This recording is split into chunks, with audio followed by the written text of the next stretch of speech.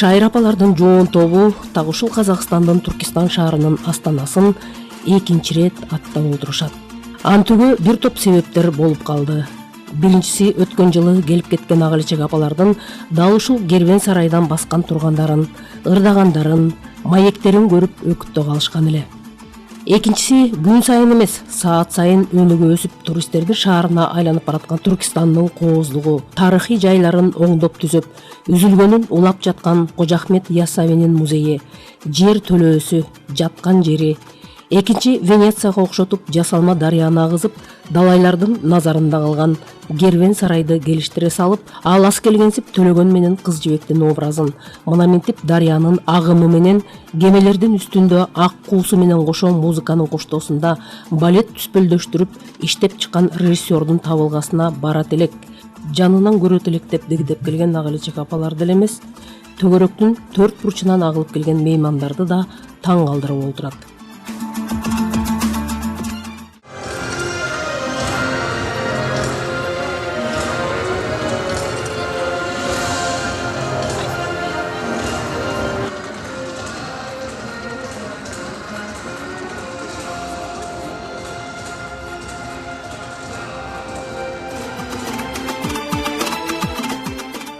Баса Түркистан шаарына анча алыс эмес жерде Укаш атанын кудугу деген да кудук бар. Кызыгы, ошол кудуктан суу алып ичмейинче кеткенди мындай кой, керек болсо түнөп да калышаарын эшитип калган апалар дайым эле келип жаттык беле, мынча болду, ошол кудукка да бара кетели деп минтип кезекке да турушту. Кыскасы, көргөндөн көрө элегиң, уккандан уга элегиң көп дегендей, эми ушул жана башка таасирлер туурасында апалардын өздөрү айтып беришсин.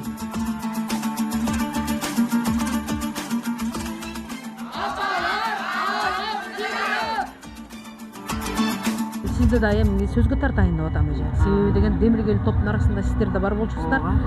Эми өзүңүздү мына тааныштырып кетсеңиз, биздин көрүүчүлөргөчү, кайсы топтон келдиңиз, кайсы райондон келдиңиз дегендей.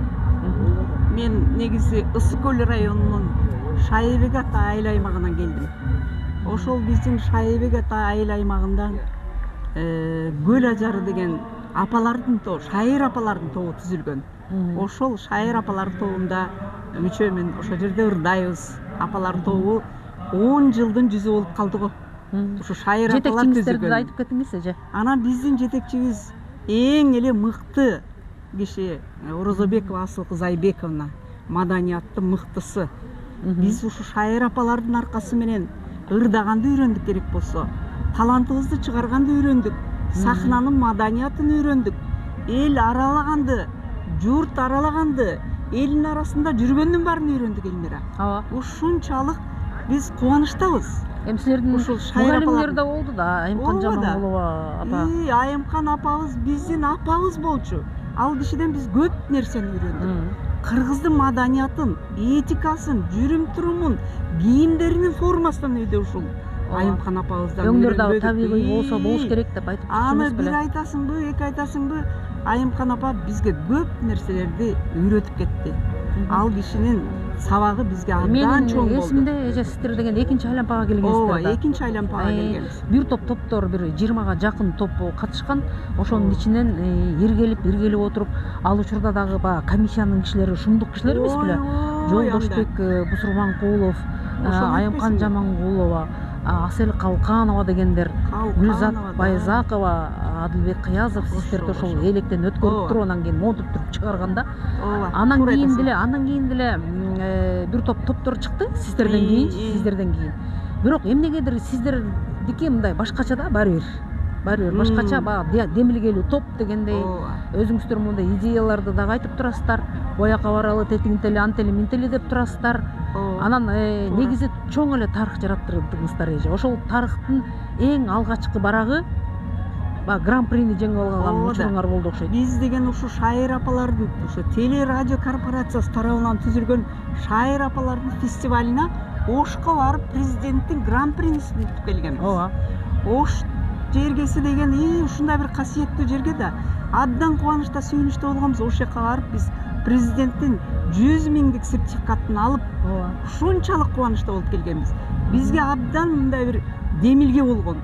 мотивация болгон ошол жактан бизге. Түркистанга келе турган ой кандайча пайда болду? Биз ушул Түркистанга келгенибизге бүгүн абдан кубанычта болуп турабыз. Ушул демилгелүү топ биз өзүбүз баштадык. Биз себеби 10 жылдан бери ушундай жакшынакай элечекти тиктирдик. Түрлөгөн кыргыз кийимдерин тиктирдик. Тебетейибизди тиктирдик. Анан кантип калып калышы керек? Биз аны ааламга тааныштырышыбыз керек да, элге тааныштырып. Мына өзүңөр деле баягыдан бери көрүп атасыңар го. Могу жерде Түркистанда кийим гана келип биз менен суктанып бизге сүрөткө түшүп атышат. Анан ушул биз өзүбүз баштадык, Элмира.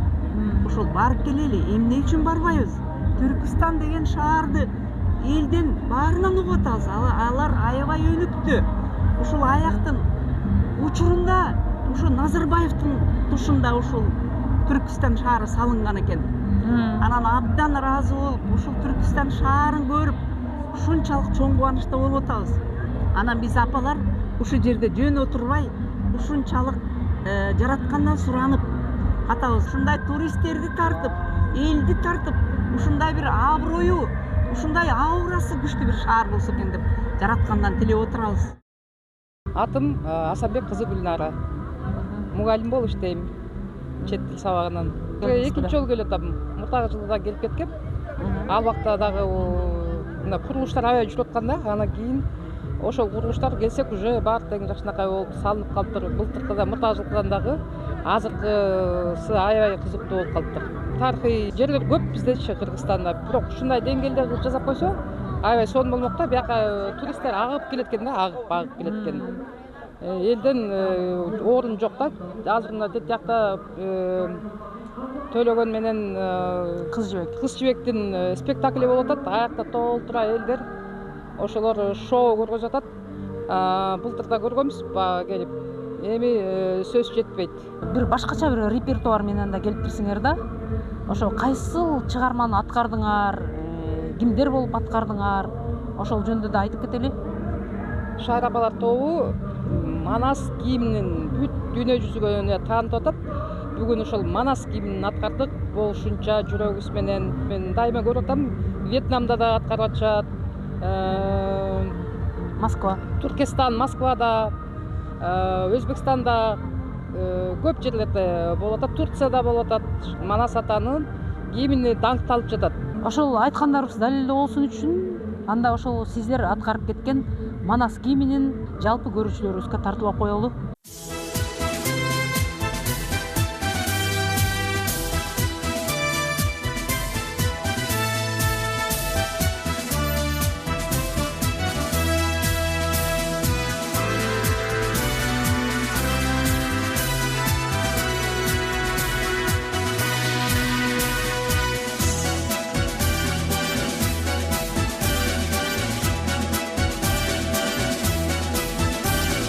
Kayın barıp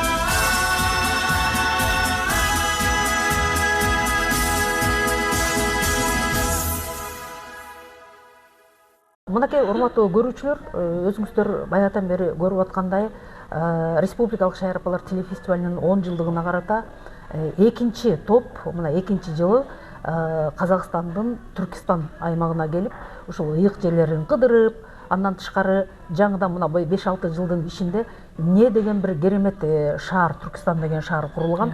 Мына ошол шаарды көргөнү атайы келишип кыдырып жүрүшөт. Эми албетте өзүңүздөргө маалым болгондой, бул шаар кандайча пайда болуп калган, Кожо Ахмет Ясауи'нин музейи, андан тышкары дагы бир ыйык жерлерди кыдырткан бирөө болуш керек. Эми жакындан отуруп таанышсак деген ой менен мен кепке тартайын деп отурам. Саламатсызбы? Саламатсыздарбы?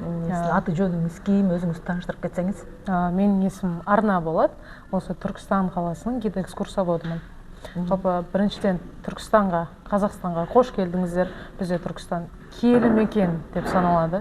Сол киелі мекенде әр адамға келүү ол үлкен бір мүмкіндік деп айтсақ болады. Өздеріңіз көріп отқандай, Түркістан тек қана тарихи жағынан емес, туризм жағынан да 5 жылдың ішінде жақсы дамып отыр. Туризм эми чындыгында абдан өнүгүп кетиптир. Анан кийин сен биринчи жолу ушундай Кыргызстандан келген апалар менен кыдыртып, ушул айтып түшүндүрүп жүрөсүңбү?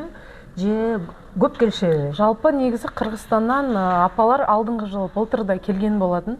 Ол кезде биздин коллегамыз күтүп алган болатын. Және де осы жылы 2025 жылы күтүп алуу маган буйрупты. Және де Кыргызстандан маган өтө көп туристтер келет. Алдыңғы жылы форумдарга үлкен Қазақстан мен Кыргызстан эки эл арасында келисим шарттар болот. Сол кезде бизге туристтер келеді.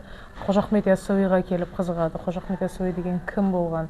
Жалпы бизде кыргыз казак бир тууган бауырларыбыз ғой. Сондуктан биз кыргыздар менен бизге жумуш істеген ол өтө жақсы бір мүмкіндік. Біз қырғыз бауырларымыздан үлкен жақсы ақпараттар алып отырамыз.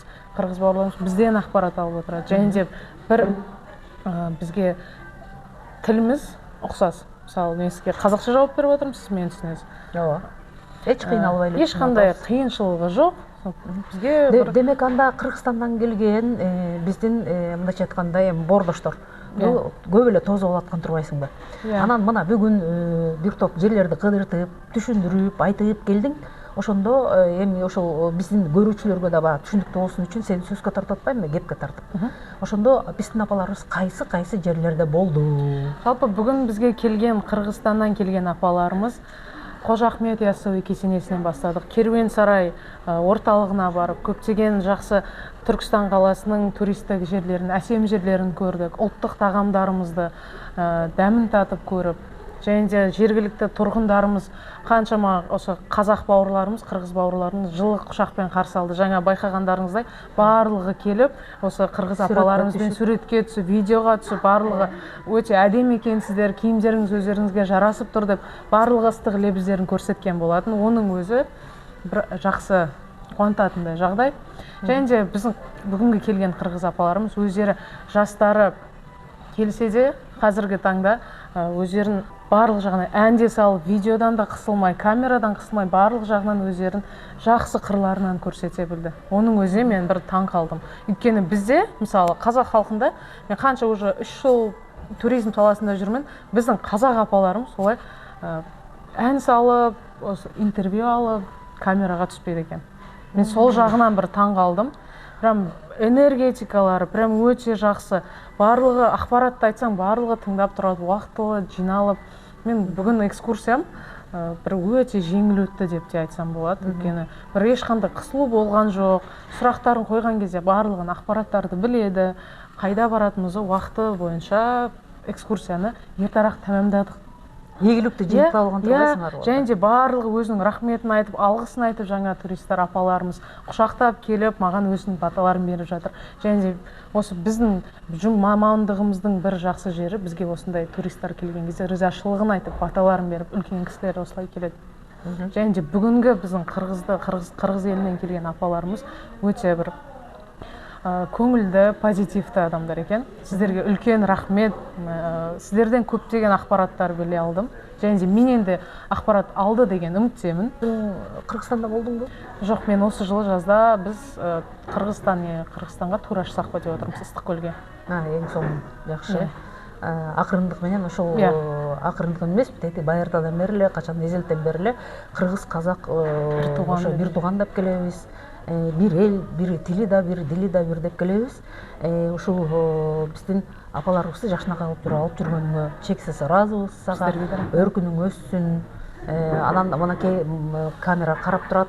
Ошол туристтер дагы биздин кыргызстандык туристтерди да чакырып кой. Курметтүү Кыргызстан элинин азаматтары, сиздерди Казакстанга, тарихи терең Түркістан, эски Түркістанға, тарихка толы каламызга шакырамыз. Келиңиздер, каламыздын тарихымен таанысыңыздар. Бизде Түркістан каласынан тек гана тарихи орундар эмес, және туристтик орундар да өтө көп. Жана көргениңизде керуен сарайдын өзү кандай керемет, Бизде эки тарихи таанымдык және де туристтик таанымдык экскурсияга сиздерге жүргүзүүгө мен кубана каршы аламын, сиздерди күтөмүн.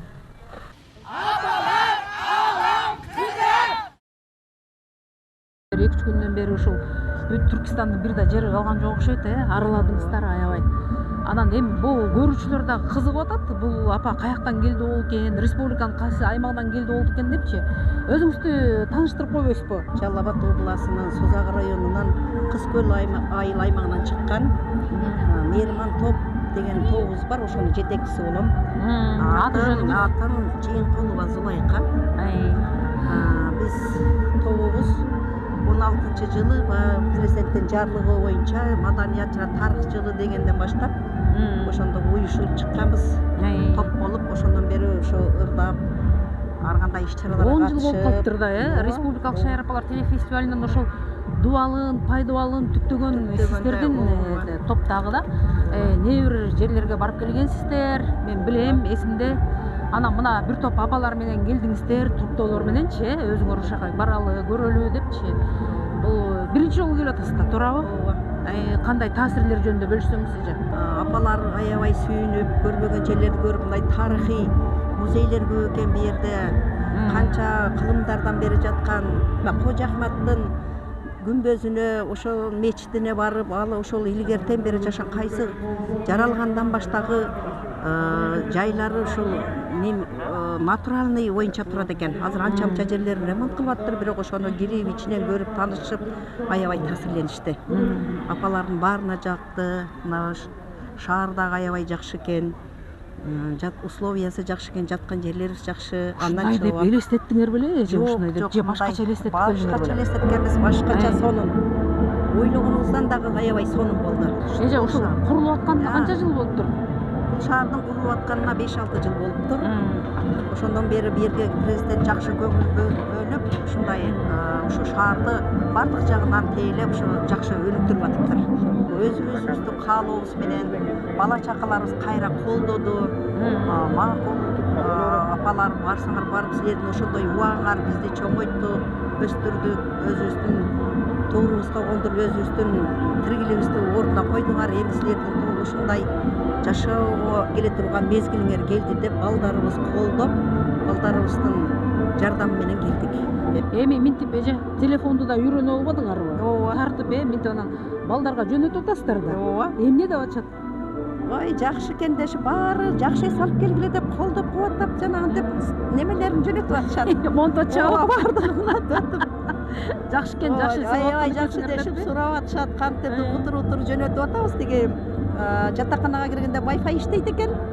Ошо Wi-Fi иштеп байланыш болуп калганда эле аяка мактанып жөнөтүп атабыз. Балдардын баары сүйүнүп атышат. Бияка деген керек болсо сиздердин ата бабаңыздар келген эмес да, туурабы? Каяктан ата бабаларыбыз биякта көргөн? Биз эми көргөн. Биринчи үй бүлөңүздөрдөн биринчи сиз келип атасызбы? Мен келип атам. Анда сиз тарых жаратып атыптырсыздар. Ооба, Кудай кааласа. Ушул тарыхыңыз кут болсун эже. Анда эми мынакей республикалык шайыр апалар телефестивалинин 10 жылдыгынын алкагында деп келдиңиздер эже. Мындай тарых жараткан оңой эмес, 10 жыл деген оңой эмес эже. 10 жылдын ичинде эмнелер деген гана окуялар болуп кетти. Ооба да. Ошол анан кийин мындан аркадагы ошо сапарыңыздар ааламды кыдырган, апалар аалам кыдырат деген ушу долбооруңуздардын боосу бек болсун эже. Анан дүйнө кыдырып, Кыргызды дүйнөгө таанытып, элечекти дүйнөгө тааныта бериңиздер эже. Салам Түркістан! Мысық Ата районуна карашты Курманкул Айдарбеков атындагы Эне Мерими тобу шайыр апалардын мүчөсү болуп катышып жүрөмүн. Биздин топтун уюшулганына быйыл 9 жыл болду. Андан кийин 12 апабыз.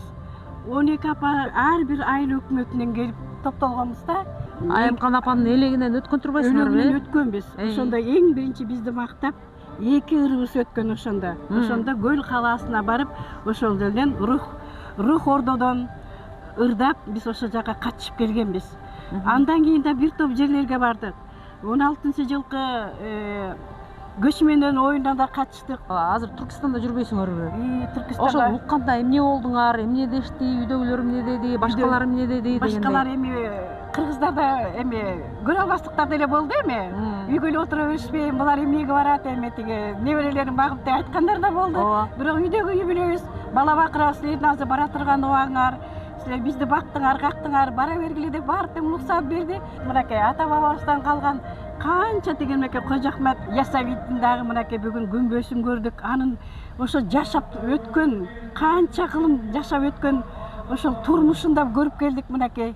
Сол эже караван-сарайды отпай ошо аралап көрдүңөрбү? Аралап көрдүк. Ичин көрсөк эл керкеле этинанын бар турат. Тамак аштарды ушундай берекелүү экен. Элдери да ушундай жакшы кабыл алып, ушундай сыйлап атат. Сейна рахмат деп айтабыз мынакей. Казак менен кыргыздар бир тууган дегендей баары тең бизди карап суктанышып, сөздөрүн түшүнүп атабыз. Ыраазы болдук. Бизди ушунча сыйлап, балдарын Кыргызстандан келдик дегенде деп калышты. Сүйүнүп атышат эле. Биздин боордошубуз турбайсыңар деп аябай сүйүнүп атышат. Ошого да рахмат Кудайты алам эми. Ушундай мына Бишкектен бери бизди ушул жака алып келип, ушунча Түркистан менен ата бабабыз көрбөгөн Түркистанды мына биз эми көрүп атабыз. Мынакей чындыгын айтканда мынакей өзүм 75ке чыксам да муну укканда эмесмин Түркистан каякта экен деп чындыгында мындай. Түркистан десе көбүнчүсү Турция деп түшүнүп атышты. Түрктөр жашайт деп. Мына көрдүк, ар улуттун элдери жашайт экен, мына көрүп атабыз. Бирок негизи казактар эле жашайт экен. Казактар эле экен мынакей.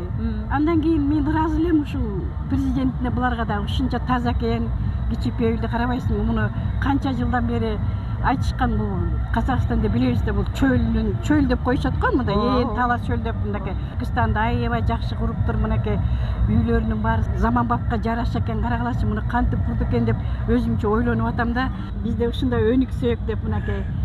Өнүгөбүзгө бизде эле Кудайга шүгүр, өнүгөбүз деп жатат. Бирок ошондой үмүт менен келип баратасыздар. Келатабыз. Эми бизден кийинки жаштар эми ошону көрсө деп тилейт элем мен. Кыргыз, казак bir туган дейди. Туура. Менекей, эч айырмачылыгы жок. Тилдин шамалы гана айырмачылыгы болсо башкасы бирдей. Дастурубуз тамак жөө, ет жөө, бие сабылкыбыз. Туура. Барлыгы. Өзүңүз тааштырып кетпейсизби? Аты жөнүңүз ким? Мен казак фильминин калык актörүмүн, Шөкөн Айманов атындагы. Жакшы, кол чаап коелучу. Майда кино болот.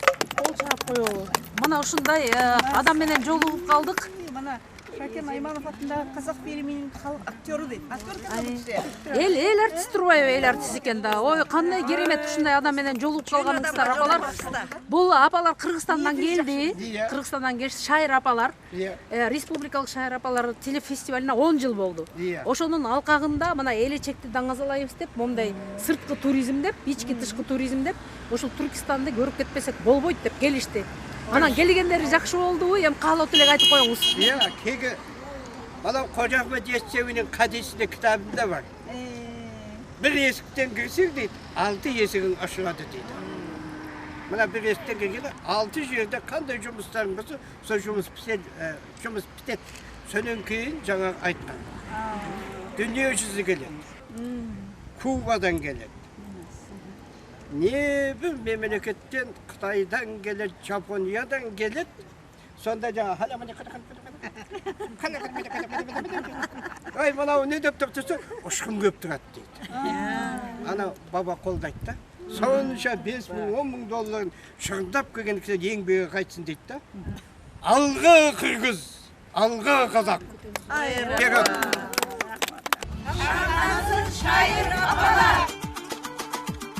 Баятан бери апалар ошо таасирлери менен бөлүшүп атат.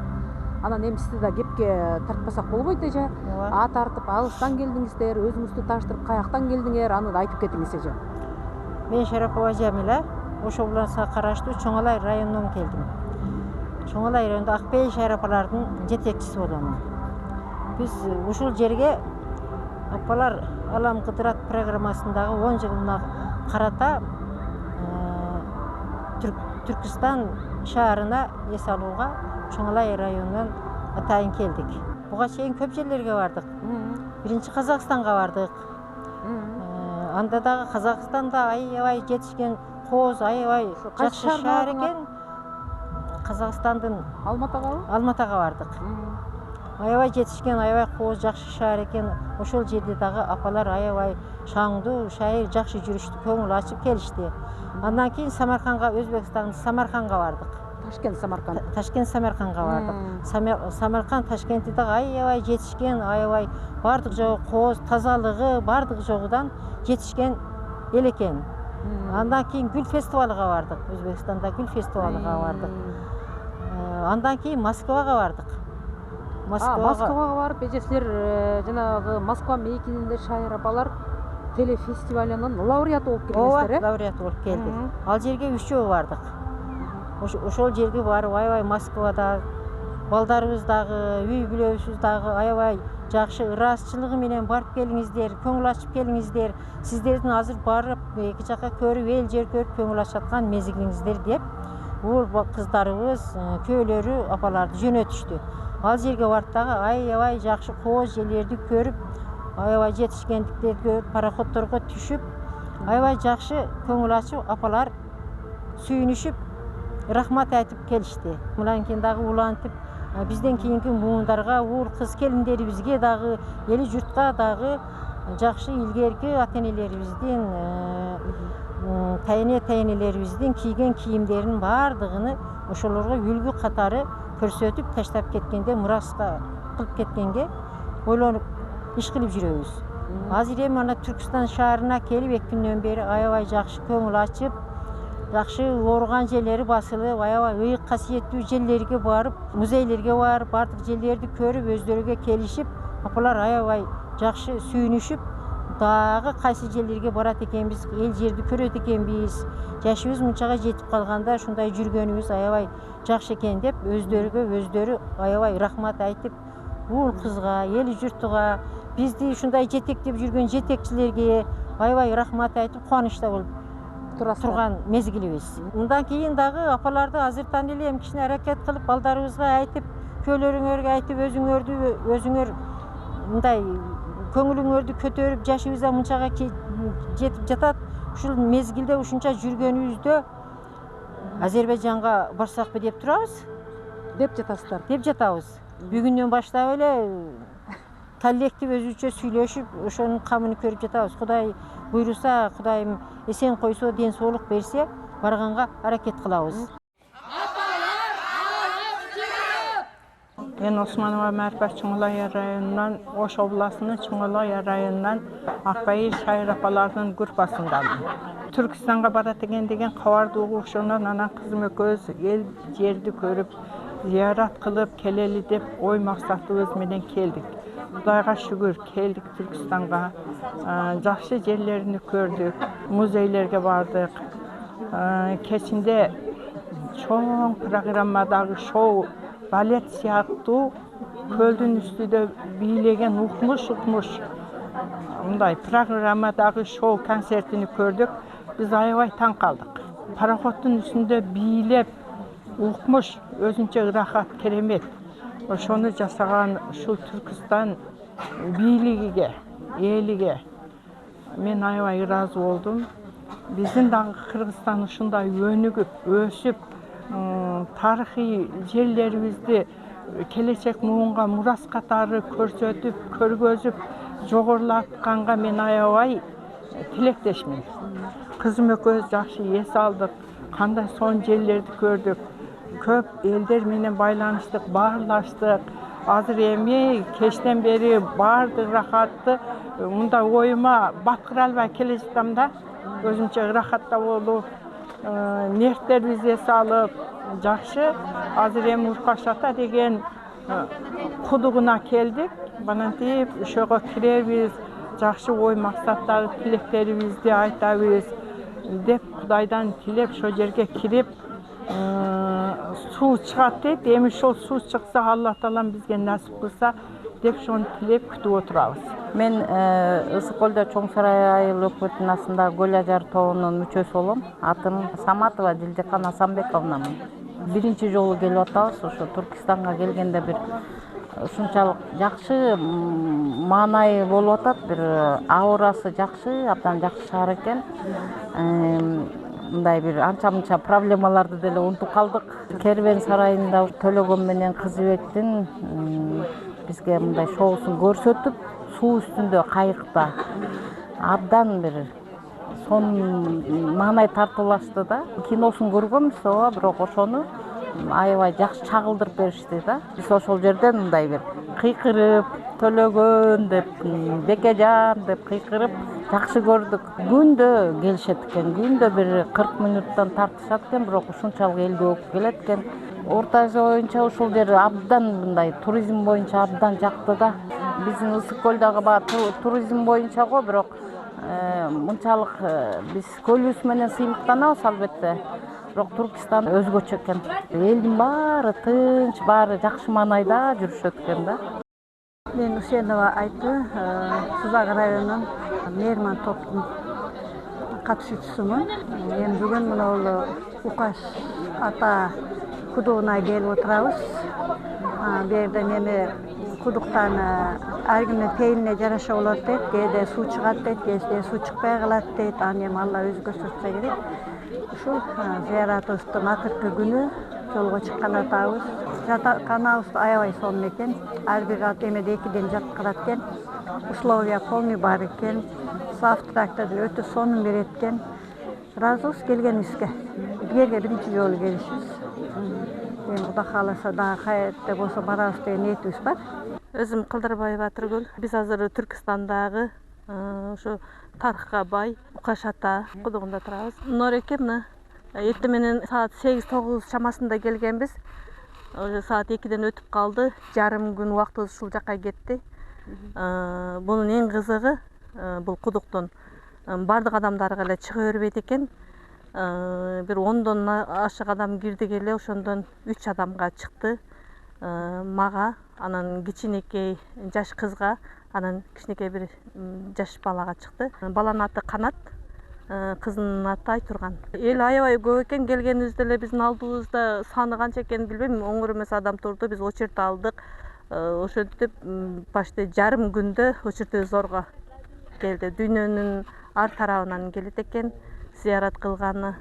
Ушундай баклашкалардан ушунчадан ооз тиелдип, баарыбыз бири-бирибизге бөлүшүп, ынтымакчылыгыбызды билгизип, ушинтип сүйүнүп, ушуну дагы ошо насип кылган Аллага шүгүр келтирип, ушу кубанычта турабыз.